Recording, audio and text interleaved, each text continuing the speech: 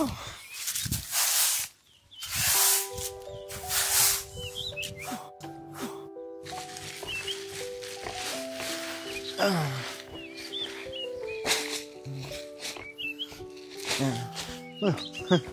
morning, babe! Morning, babe. Alis ka na? Oo.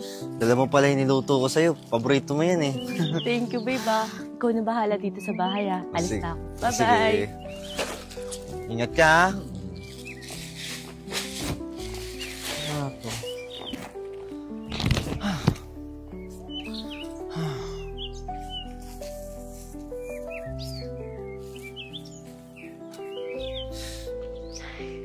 Ganda dito. Ate, buti, napadalaw ka. Bakit? Masama na bang dalawin ko yung pinakamamahal kong kapatid? Teka, bakit ganyan yung itsura mo? Basang-basa ka. Ate kasi, ako muna gumagawa ng gawaing bahay. Nag-iba ko, tsaka kanina nilaban ko yung mga damit ni Eya. Bakit ikaw? Bakit ikaw naglalaban ng mga damit nyo at ikaw gumagawa ng mga lahat ng yan? Kasi ate, napagkasunduan namin ni Eya na habang wala pa akong trabaho dito sa Thailand, ako muna gagawa ng mga gawaing bahay at siya muna magtatrabaho. Kahit na Russell, siya pa rin yung babae, di ba? Pero ate... Walang pero-pero, Russell, ah. Alam mo, lagi mo na lang pinagtatakpan yung tatamad-tamad mong asawa.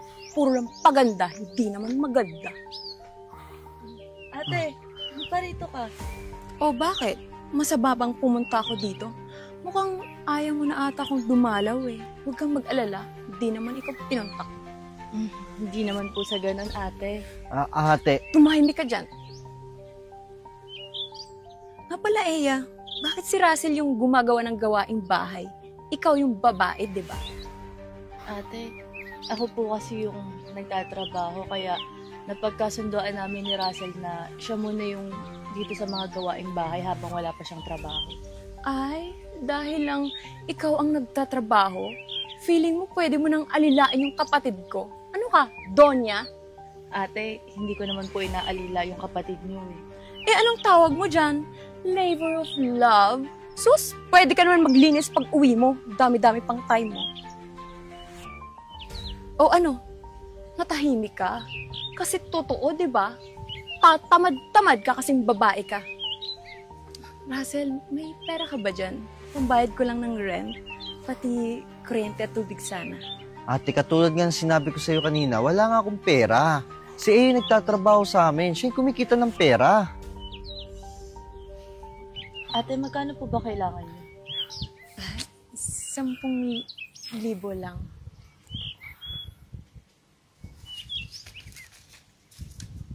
Eto po. Kahit pa paano may silbi ka naman palang babae ka. O siya, mauna na ako. Russell, sinasabi ko sa'yo.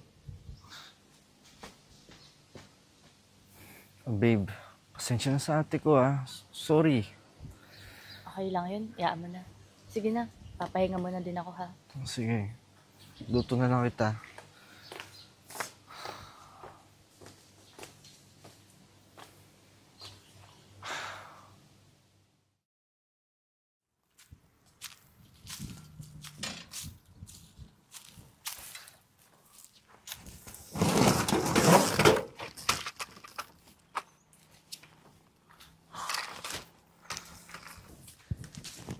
Oh, ate, ano ginagawa niyo dito?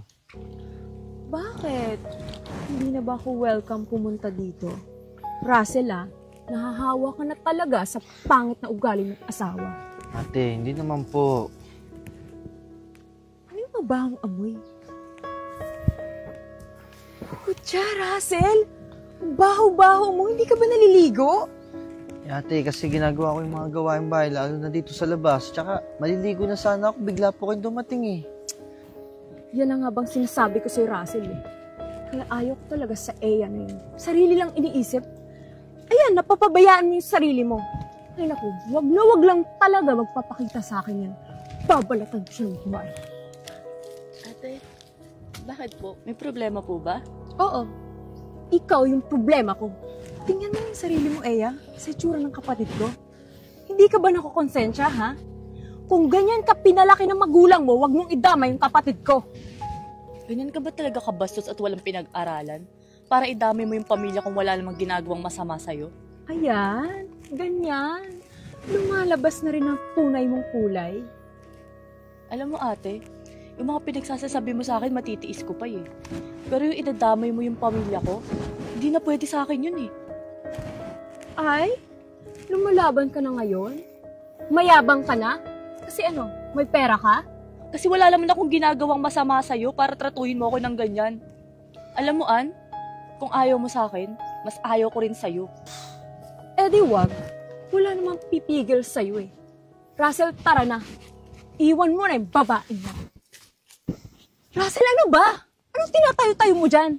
Sabi ko, tara na. Iwan mo na yung babae yan. Wala namang kwenta yan eh. Ate, sorry. Mahal ko si Eya. Di ko siya kaya mawala. Ano? Naririnig mo ba yung sarili mo? Nagmahal ka ng batugan at kupal? Tanga ka ba?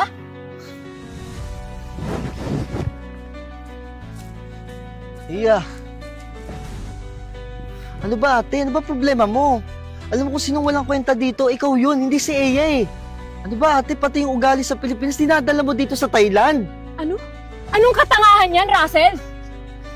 Oo, tanga ako, pero mas tanga akong susundin pa kita. Si Eya na lang meron ako. Siya na lang gumagawa ng mga bagay na dapat ako. Alam mo, nahihiya na nga ako tuwing dumadating ka dito, pinagsasabihan mo siya ng hindi maganda eh. Wala akong magawa kasi pareho ko kayong pamilya, pareho ko kayong mahal.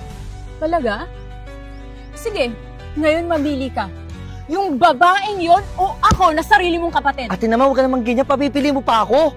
Tinatanong kita, Russell! Ako yung babaeng yon! Ate, masasaktan ka lang. Ako o ang babaeng yon? Si Eya pipiliin ko. Siya yung asawa kong marunong mag-alaga at higit sa lahat, mahal na mahal ako. Pasensya ka na ate. Hindi ko pagpapalit yung magandang buhay kong asawa kaysa sa yung mahirap na buhay. Siguraduhin mo, Russell, na hindi mo pagsisisihan yung pinipili mo ngayon. Sinasabi ko sa'yo. Ate, kung mayroon mang walang kwenta dito, tamad ikaw yun. Kasi wala kang ginawa kundi manghingi ng pera at manghusga ng tao. Alam mo, kung ayaw mo sa amin, kung lalayo ka, go lang. Hindi kita pipigilan. Pero kung dumating man yung oras na kailangan mo ng tulong namin, dito lang kami. Hindi ka namin tatalikuran.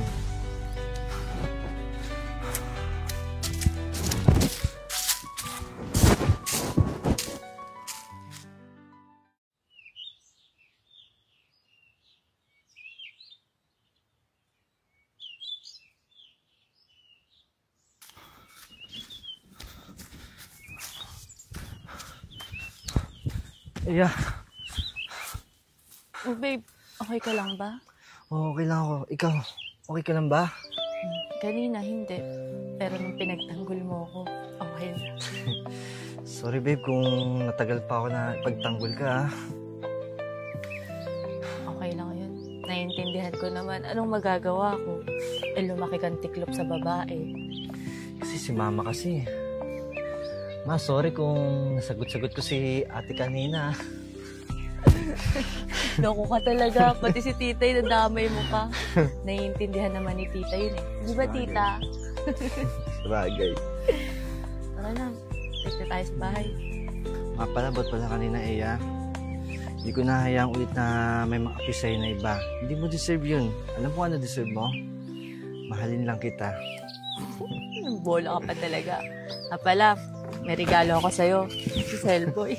Galing pa to sa Pilipinas, ha? Ay, sweet ka Oh. naman. Love you, babe. Love you too, babe. Tara na. Tara na, sakay na kita dun. Sige.